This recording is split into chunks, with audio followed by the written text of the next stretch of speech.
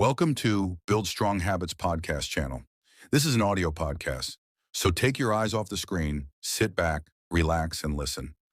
Hey everyone, and welcome back for another deep dive. Excited to be here. Today we're going to be tackling human nature. Ooh, that sounds fun. Is it going to be fun? We're going to be looking at Robert Greene's book, The Laws of Human Nature. A classic. It is a classic, but that's what we're here for. We're going to do the deep dive for you. That's right. So Greene, he uses all these historical figures, kind of like case studies, to illustrate these laws. I like that approach. Makes it way more relatable than just talking about abstract theories. Right. It's like history meets psychology. Okay, let's jump into our first law. It's the law of covetousness. Ooh, covetousness. A powerful force. And to illustrate this, we're going to look at the one and only Coco Chanel. Talk about someone who knew how to make people want what she had. She was a master. Oh, yeah. So her story, she starts from basically nothing. I mean, she grows up in an orphanage. And from there, she becomes a global fashion icon. It's pretty remarkable. It really is. And what's so interesting is how she understood and leveraged this human desire, covetousness, to build her whole empire. She started with hats, right? Yeah, hats, which is kind of funny to think about now. But back then, hats were like the status symbol. Oh, totally. You had to have the right hat. Exactly. So she starts designing these unique, stylish hats and taps right into that human desire to be seen as fashionable, as part of the elite. Pure marketing genius. Even if they didn't call it marketing back then. And then there's her whole androgynous style. Super bold for the early 1900s. Definitely. Women were expected to be all frills and femininity, and here comes Coco Chanel rocking pants and jackets. I love it. Yeah, and I think that's where she connected with a deeper yearning, especially among women. It was a time when women were fighting for the right to vote, for more independence. Right. It was a whole movement. Exactly. And Chanel's designs, they weren't just clothes. They were like a symbol of rebellion. They were saying, I'm a woman, hear me roar. Yeah, exactly. Women coveted those designs, but also the feeling they represented power and freedom. She gave women permission to be different. And that made them crave her designs even more. Oh, and we can't forget about Chanel number 5. The iconic fragrance. Even the name itself is a mystery. Yeah. No flowery names, just a number. So intriguing. I wonder if it was intentional or just a happy accident. Who knows? But it worked. That mysterious name, the scent itself, it all created this aura of intrigue. People wanted to be part of the mystery. Okay, let's move on to our next law, the law of self-sabotage. This one's a good one. To explore this, we're going to look at the life of Anton Chekhov. He was a brilliant Russian playwright. Chekhov is so interesting because his story kind of flips our usual understanding of self-sabotage. Okay, how so? Well, he had this really tough childhood, right? Poverty, a family struggling with all sorts of problems. His father was abusive too, wasn't he? Yeah. But here's the thing. He didn't fall into despair or self-destructive behavior. He chose a different path. He chose work and love as his guiding principles. And not only did he pull himself out of poverty, but he brought his family along too. Amazing. It makes you wonder if a positive mindset can really overcome deeply ingrained societal issues. It seems like it's possible, but definitely not easy. For sure. Greene talks about how self-sabotage often comes from a fear of success, a feeling of unworthiness. But Chekhov seemed to sidestep that by focusing on something bigger than himself, love for his family and his passion for writing. Finding purpose in helping others. What a powerful example of the human spirit. Absolutely. It shows that even in the face of huge obstacles, we have the power to choose how we respond. And speaking of overcoming obstacles, our next law brings us to Martin Luther King Jr. and the law of aimlessness. A figure who truly embodies finding one's purpose. He didn't have it easy either. Initially, he struggled to find his true calling, despite pressure from his dad to follow in his footsteps. Yeah, it wasn't a straight path to greatness for him. But that's what makes his story so relatable. I think a lot of us feel that uncertainty of trying to find our place in the world. Totally. And what's inspiring is that he kept searching. And ultimately found his purpose in a big way, leading the civil rights movement. It's incredible. Yeah. How did he overcome that fear and step into a role that changed history? Greene talks about how we all have this tendency towards aimlessness, just drifting through life without a clear purpose. King definitely felt that pull at first, but he was deeply moved by the injustice he saw around him. And he was inspired by Gandhi's philosophy of nonviolent resistance. And his words. So powerful and eloquent.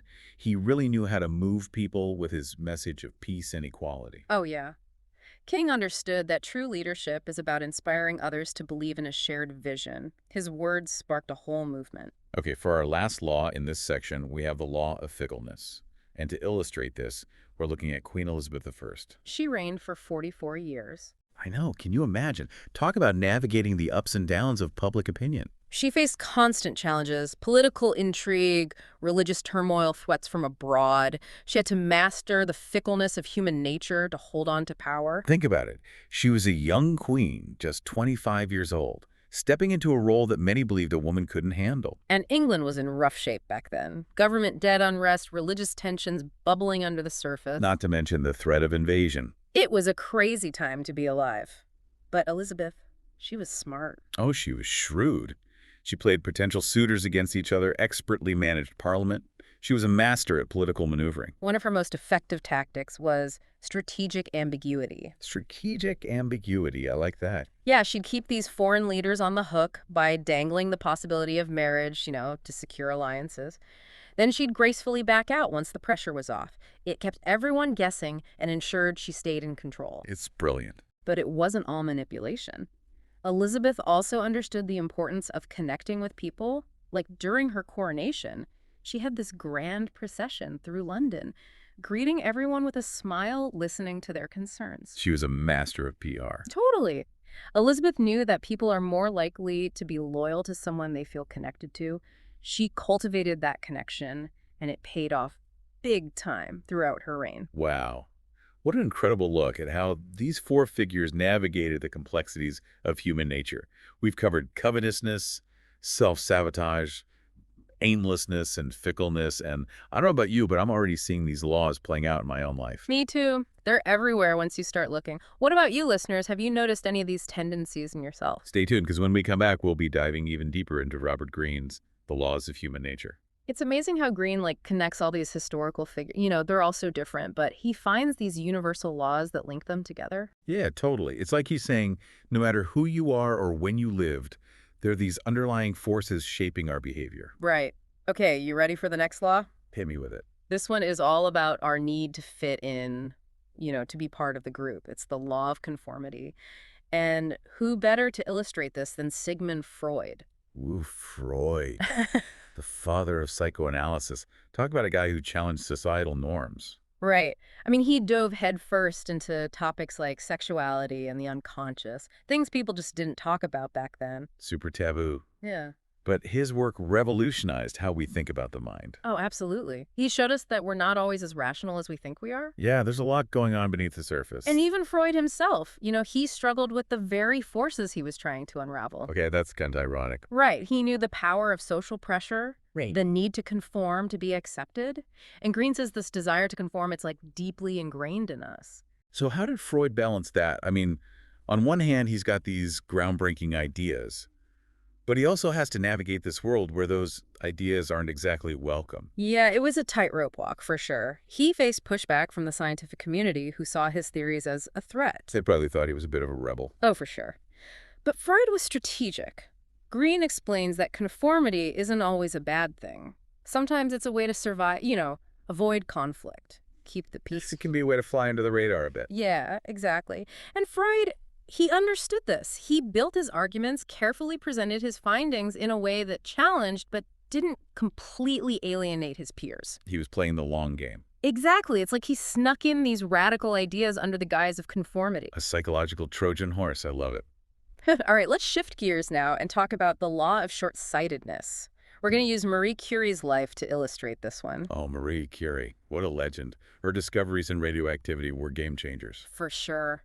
But her passion came at a price. Yeah.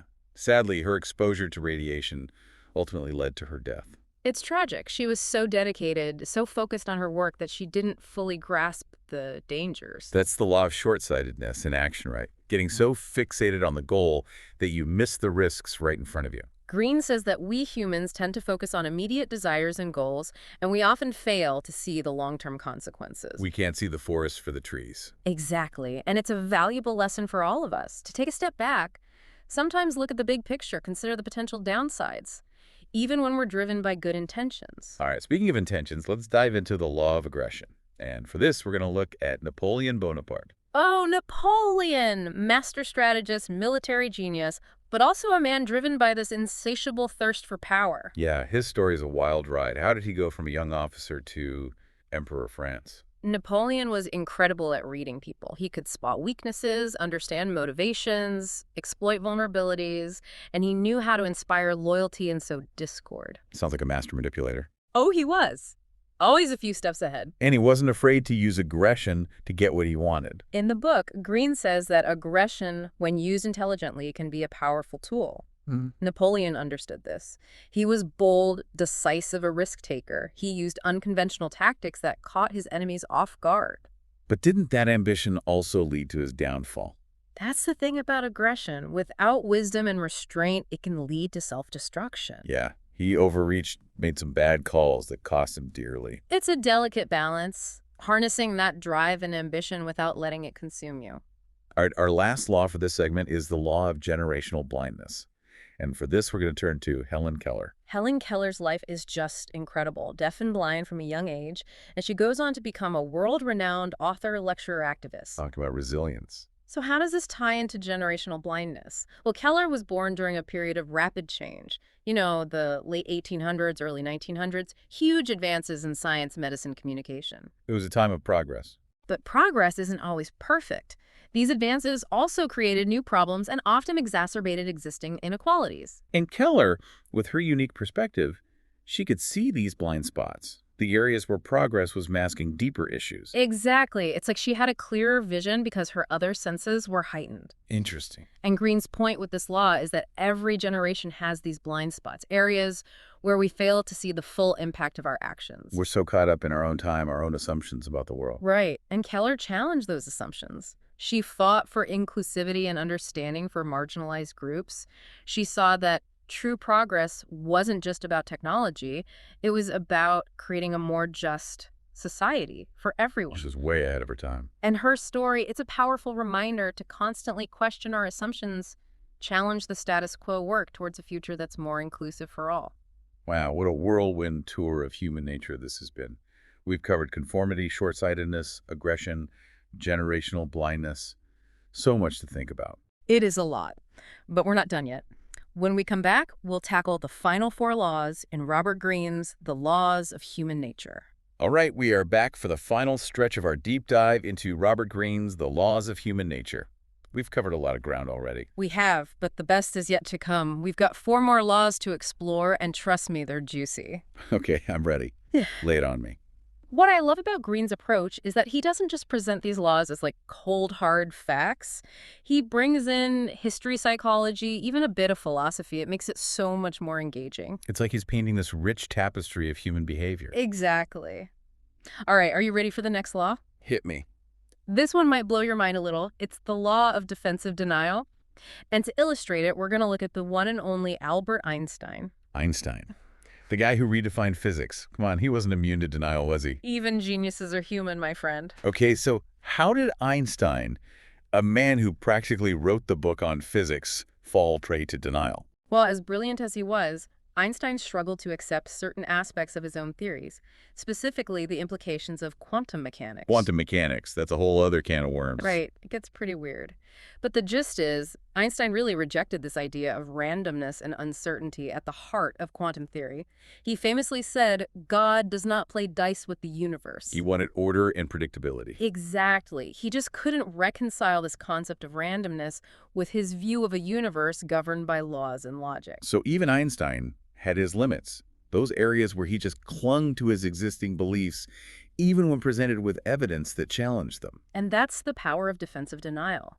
It protects our egos, our sense of self, but it can also stop us from seeing things clearly, from accepting new ideas that might shake up our worldview. It's a bit humbling, isn't it? To think that even Einstein had blind spots. Makes you wonder what our own blind spots might be. Exactly. What are we resisting even when the evidence is staring us in the face? Okay, let's move on to the next law. The law of repression. Ooh, repression. Sounds intense. It can be. For this one, we're diving into the world of art. We're going to look at Pablo Picasso. Picasso. Now, there's a guy who knew a thing or two about expressing emotions. His paintings are so powerful. They really are. And his work is a great example of how our repressed emotions and desires can find expression through creative outlets. Like those primal urges, those hidden feelings that we bury deep down. Exactly. Green's point is that we all have those thoughts, feelings, memories that we push down often because they're just too painful or uncomfortable to deal with directly. But they don't just go away, do they? Nope. They find a way out, sometimes in healthy ways, sometimes not so much. So how does Picasso's work fit into this? I mean, his life was pretty dramatic. Wars, social upheavals, personal tragedies. All of that shapes his art. He used his paintings to confront and process those repressed emotions to make sense of the darkness and chaos around him. Like a form of therapy. Exactly. By bringing those hidden emotions to the surface, he was able to transform them into something powerful and beautiful, something that still speaks to people today. That's the magic of art, isn't it? It helps us understand ourselves and the world on a deeper level. Couldn't have said it better myself. Okay, ready for the next law? It's the law of envy. And for this one, we're going to look at Wolfgang Amadeus Mozart. Mozart, a musical genius. He was, but his life wasn't all sunshine and roses. He faced intense competition from a young age. Other musicians who were jealous of his talent. I can imagine. The guy was writing symphonies when he was a kid. Exactly. He was a prodigy, and that kind of talent attracts envy. But here's the thing. Mozart himself was also known to be envious of others. So he experienced both sides of it. And Greene says that's the nature of envy. It's a double-edged sword. It can be incredibly destructive, leading to bitterness and resentment. Yeah, I've definitely felt that kind of envy. It can eat you alive. But Greene also says that envy can be a motivator. If we can channel that energy in a positive way, it can push us to improve, to strive for greatness. It's like turning a negative emotion into fuel for growth. Exactly. It's all about how we manage it. Mozart's life shows us that even geniuses struggle with envy. It's how we deal with it that defines us. All right, we're down to the last law. What do we got? The grand finale, the law of grandiosity. And for this, we're going to look at the incredible Amelia Earhart. Amelia Earhart. Now, there's a woman who embodied the spirit of adventure. She was a true pioneer, pushing boundaries, breaking records, showing the world what women could do. But her ambition also came with a certain level of grandiosity. Okay, so where do you see that in her story? Well, think about her attempt to circumnavigate the globe. It was an incredibly ambitious goal, even for the most experienced pilots. It was risky, for sure. And yet she persisted. She had this unwavering belief in her ability to overcome any obstacle. That's what made her so inspiring. She didn't let anything stop her. But as Greene explains, that's the allure and danger of grandiosity. It can drive us to achieve amazing things, but it can also blind us to our own limitations. We can start to believe we're invincible. And that can lead to bad decisions, underestimating risks. It's a reminder that we're all human, even the greatest among us. Well said. And that brings us to the end of our journey through Robert Greene's The Laws of Human Nature. Wow, what a ride. We've covered so much. Covetousness, self-sabotage, aimlessness, fickleness, conformity, short-sightedness, aggression, generational blindness, defensive denial, repression, envy, and grandiosity. My head is spinning. I know, right? It's a lot to process, but hopefully it's been insightful. It's definitely been eye-opening. I feel like I have a whole new understanding of human behavior. And that's really the point, isn't it? To understand ourselves and others better. Absolutely. Greene has given us these tools, these frameworks for making sense of the world. And I hope you listeners have enjoyed this deep dive as much as we have. But remember, this is just the beginning. The real learning comes from applying these laws to your own life, your own experiences. Go out there, observe the world, and see if you can spot these laws in action. It's amazing what you'll notice once you start paying attention. And who knows, maybe you'll even discover some hidden laws of your own. That's a great thought. Until next time, keep questioning, keep exploring, and keep diving deep. Thanks for listening. If you enjoyed this podcast, don't forget to like, share, and subscribe to Build Strong Habits.